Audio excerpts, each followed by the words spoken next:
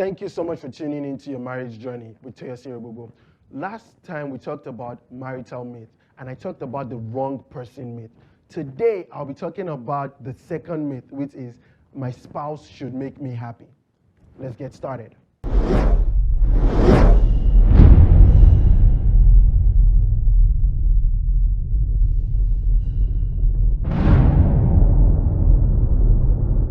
You see, a lot of times couples feel, look, my spouse should make me happy. I mean, essentially, it's not too much to ask.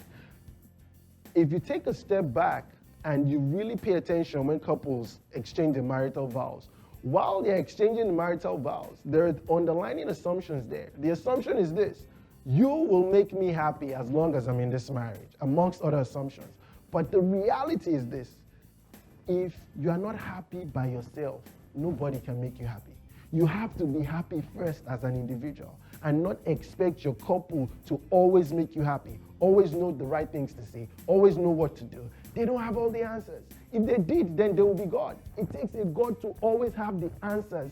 Even sometimes, there are spouses or there are couples that you would expect your husband or your wife to know what you're thinking. They don't read minds, right? So my challenge to you is this: if you feel like your spouse should always make you happy, that is a far cry. Your spouse does not have the capacity to always make you happy. And now let's go back to the fruits of the Spirit. Happiness is not a fruit of a spirit. Rather, the goal is what? Joy. The fruit of the Spirit is joy. A fruit of the Spirit is joy. So happiness was not necessarily the plan. Now, happiness is a byproduct of a healthy marriage, and we'll get to that in subsequent episodes. But the fact is this: if you feel that you are not happy in your marriage and that responsibility is your spouse's, then that is a myth that needs to be debunked. Your spouse does not have the ability to constantly make you happy. If you are looking for happiness, look to Jesus. And even Jesus, he said, look, the joy of the Lord is my strength. You should focus on joy rather than happiness. Happiness is a byproduct of happiness. If you want to be happy, you could buy brand new shoes. If you want to be happy, you could buy a car. If you want to be happy, you could go out shopping or go on a vacation. But if we're talking about marriage and staying happily married, then your focus should be what? On joy.